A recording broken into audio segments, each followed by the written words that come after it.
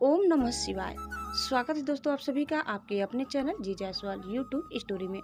दोस्तों आज हम सुनेंगे श्रावण मास महात्म्य कथा अध्याय 11 और 12। दोस्तों अध्याय 11 में हम सुनेंगे रोटक तथा उदुम्बर व्रत का वर्णन। दोस्तों इसके बाद हम सुनेंगे श्रावण मास महात्म्य अध्याय 12। दोस्तों सनत कुमार बोले, हे देव, श्रावण मास के वारों के सभी व्रतों को मैंने आपसे सुना, किंतु आपके वचनामृत का पान करके मेरी तृप्ति नहीं हो रही है। हे प्रभु, श्रावण के समान अन्य कोई भी मास नहीं है, ऐसा मुझे प्रतीत होता है, अतः आप तिथियों का महात्म्य बताइए। ईश्वर बोले, हे सनत कुमार, मासों में कार्तिक मास श्रेष्ठ है, उससे भी श्रेष्ठ माघ कहा गया है। उस माघ से भी श्रेष्ठ वैशाख है और उससे भी श्रेष्ठ मार्गशीर्ष है, जो श्रीहरि को अत्यंत प्रिय है। विश्वरूप भगवान से उत्पन्न होने से ये चारों मास मुझे प्रिय है, किंतु 12 मासों में श्रावण तो साक्षात शिव का रूप है। हे सनत कुमार, श्रावण मास में सभी तिथियां व्रत युक्त है, फिर भी मैं उनमें प्रधान रूप से कुछ उत्तम तिथियों को आपको बता रहा हूँ। सर्वप्रथम मैं तिथि तथा वार से मिश्रित व्रत आपको बताता हूँ। श्रावण मास में जब प्रतिपदा तिथि में सोमवार हो तो उस महीने में 5 सोमवार पड़ते हैं। उस श्रावण मास में मनुष्य को रोटक नामक व्रत करना चाहिए। यह रोटक नामक व्रत 3.5 महीने का भी होता है। यह लक्ष्मी की वृद्धि करने वाला तथा सभी मनोरथों की सिद्धि करने वाला है। हे मुने, मैं उसका विधान बताऊंगा, आप सावधान होकर सुनिए। श्रावण मास के शुक्ल पक्ष में प्रतिपदा तिथि को जब सोमवार हो तब विद्वान प्रातः काल यह संकल्प करे, मैं आज से आरंभ करके रोटक व्रत करूंगा। हे सुरश्रेष्ठ, हे जगत गुरु, मुझ पर कृपा कीजिए। उसके बाद अखंडित बिल्वपत्रों, तुलसी दलों, नीलोत्पल, कमल पुष्पों, कहलार पुष्पों, चंपा तथा मालती के पुष्पों, गोविंद पुष्पों, आग के पुष्पों, उस ऋतु तथा काल में होने वाले नानाविध अन्य सुंदर पुष्पों, धूप दीप नैवेद्य तथा नाना प्रकार के फलों से शूलधारी महादेव की प्रतिदिन पूजा करनी चाहिए। विशेष रूप से रोटकों का प्रधान नैवेद्य अर्पित करना चाहिए। पुरुष के आहार प्रमाण के समान 5 रोटक बनाने चाहिए। बुद्धिमान को चाहिए कि उनमें से जो रोटक ब्राह्मणों को दे, 2 रोटक का स्वयं भोजन करे और 1 रोटक देवता को नैवेद्य के रूप में अर्पित करे। बुद्धिमान को चाहिए कि शेष पूजा करने के अनंतर अर्घ्य प्रदान करे। केला, नारियल, जंबीरी, नींबू, बीज पूर्वक खजूर, ककड़ी, दाख, नारंगी, बिजौरा, नींबू, अखरोट, अनार तथा अन्य और जो भी ऋतु में होने वाले फल हो, वे सब अर्घ्यदान में प्रशस्त है। उस अर्घ्यदान का फल सुनिए। 7 समुद्र सहित पृथ्वी का दान करके मनुष्य जो फल प्राप्त करता है, वही फल विधान पूर्वक इस व्रत को करके वह पा सकता है। विपुल धन की इच्छा रखने वालों को यह व्रत 5 वर्ष तक रखना चाहिए। इसके बाद रोटक नामक व्रत का उद्यापन कर देना चाहिए। उद्यापन कृत्य के लिए सोने तथा चांदी के 2 रोटक बनाएं। प्रथम दिन अधिवासन करके प्रातः काल शिव मंत्र के द्वारा घृत तथा उत्तम बिल्व पत्रों से हवन करें। हे तात, इस विधि से व्रत के संपन्न किए जाने पर मनुष्य सभी वांछित फलों को प्राप्त कर लेता है। हे सनत कुमार, अब मैं द्वितीय के शुभ व्रत का वर्णन करूंगा, जिसे श्रद्धा पूर्वक करके मनुष्य लक्ष्मीवान तथा पुत्रवान हो जाता है। औदुम्बर नामक वह व्रत पाप का नाश करने वाला है। शुभ सावन का महीना आने पर द्वितीय तिथि को प्रातः काल संकल्प करके बुद्धिमान को विधि पूर्वक व्रत करना चाहिए। इस व्रत को करने वाला स्त्री हो या पुरुष, वह सभी संपदाओं का पात्र हो जाता है। इस व्रत में प्रत्यक्ष गुलर के वृक्ष की पूजा करनी चाहिए, किंतु गुलर वृक्ष न मिलने पर दीवार पर वृक्ष का आकार बनाकर इन 4 नाम मंत्रों से उनकी पूजा करनी चाहिए। हे उदुम्बर, आपको नमस्कार है। हे हेम पुष्पक, आपको नमस्कार है। जंतु सहित फल से युक्त तथा रक्त अंड तुल्य फल वाले, आपको नमस्कार है। इसके अधिदेवता शिव तथा शुक्र की भी पूजा गुलर के वृक्ष में करनी चाहिए। इसके 33 फल लेकर 3 बराबर भागों में बांट लेना चाहिए। इनमें से 11 फल ब्राह्मण को प्रदान करें, 11 फल देवता को अर्पण करें और 11 फलों का स्वयं भोजन करें। उस दिन अन्न का आहार नहीं करना चाहिए। शिव तथा शुक्र का विधिवत पूजन करके रात में जागरण करना चाहिए। हे तात, इस प्रकार 11 वर्ष तक व्रत का अनुष्ठान करने के बाद व्रत की संपूर्णता के लिए उद्यापन करना चाहिए। सुवर्णमय फल, पुष्प तथा पात्र सहित एक गुलर का वृक्ष बनाएं और उसमें शिव तथा शुक्र की प्रतिमा का पूजन करें। उसके बाद प्रातःकाल होम करें। गुलर के शुभ कोमल तथा छोटे छोटे 108 फलों से तथा गुलर की समिधाओं से तिल तथा घृत सहित होम करें। इस प्रकार होम कृत्य समाप्त करके आचार्य की पूजा करें। उसके बाद सामर्थ्य अनुसार 100 अन्यथा 10 ब्राह्मणों को ही भोजन कराएं। हे वत्स, इस प्रकार व्रत किए जाने पर जो फल होता है उसे सुने। जिस प्रकार यह गुलर का वृक्ष बहुत जंतु युक्त फलों वाला होता है, उसी प्रकार व्रतकर्ता भी अनेक पुत्रों वाला होता है और उसके वंश की वृद्धि होती है। यह व्रत करने वाला सुवर्णमय पुष्पों से युक्त वृक्ष की भांति लक्ष्मीप्रद हो जाता है। हे सनत कुमार, आज तक मैंने किसी को भी यह व्रत नहीं बताया था। गोपनीय से गोपनीय इस व्रत को मैंने आपके समक्ष कहा है। इसके विषय में संशय नहीं करना चाहिए और भक्ति पूर्वक इस व्रत का आचरण करना चाहिए। दोस्तों, इस प्रकार श्री स्कंद पुराण के अंतर्गत श्री ईश्वर सनत कुमार संवाद में श्रावण मास महात्म्य में प्रति पदरोटक व्रत द्वितीय युद्धुम्बर व्रत कथन नामक 11वां अध्याय पूर्ण हुआ। दोस्तों, अब आप सुनिए 12वां अध्याय। 12वें अध्याय में आप सुनेंगे स्वर्ण गौरी व्रत का वर्णन तथा व्रत कथा। ईश्वर बोले, हे ब्रह्मपुत्र, अब मैं स्वर्ण गौरी का शुभ व्रत कहूँगा। यह व्रत सावन मास में शुक्ल पक्ष तृतीया तिथि को होता है। इस दिन प्रातःकाल स्नान करके नित्य कर्म करने के बाद संकल्प करें और 16 उपचारों से पार्वती तथा शंकर जी की पूजा करें। इसके बाद भगवान शिव से प्रार्थना करें, हे देव आइए, हे जगतपते, मैं आपसे प्रार्थना करती हूँ या करता हूँ, हे सुरसत्तम, मेरे द्वारा की गई पूजा को आप स्वीकार करें।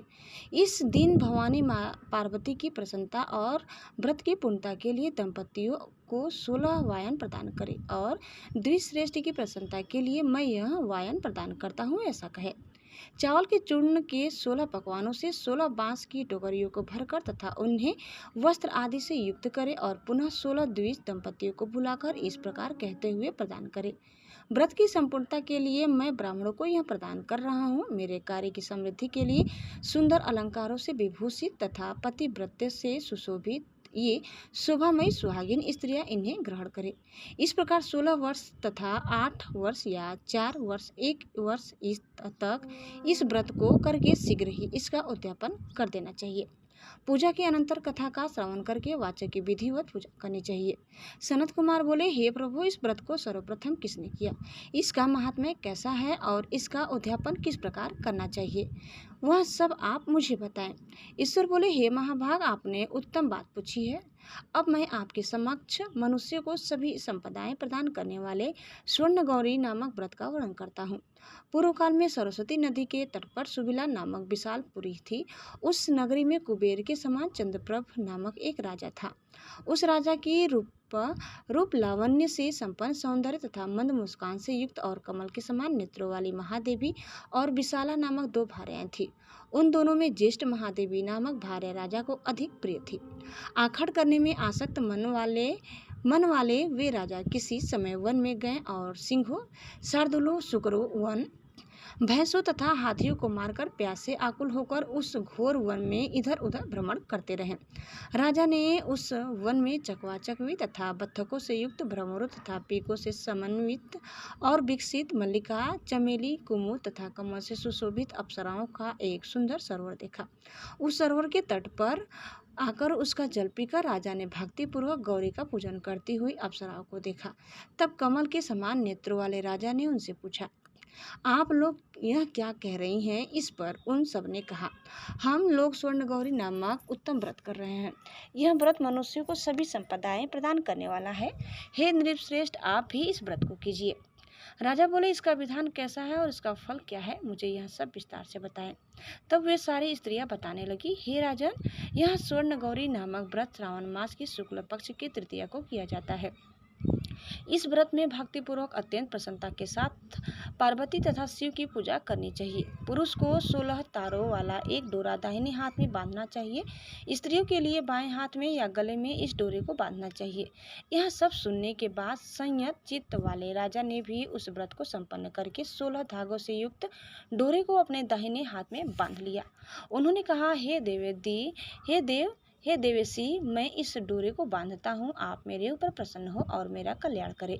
इस प्रकार देवी का व्रत करके वे अपने घर आ गए। राजा के हाथ में डोरा देखकर ज्येष्ठ रानी महादेवी ने पूछा और सारी बात सुनकर वह राजा के ऊपर अत्यंत कुपित हो उठी।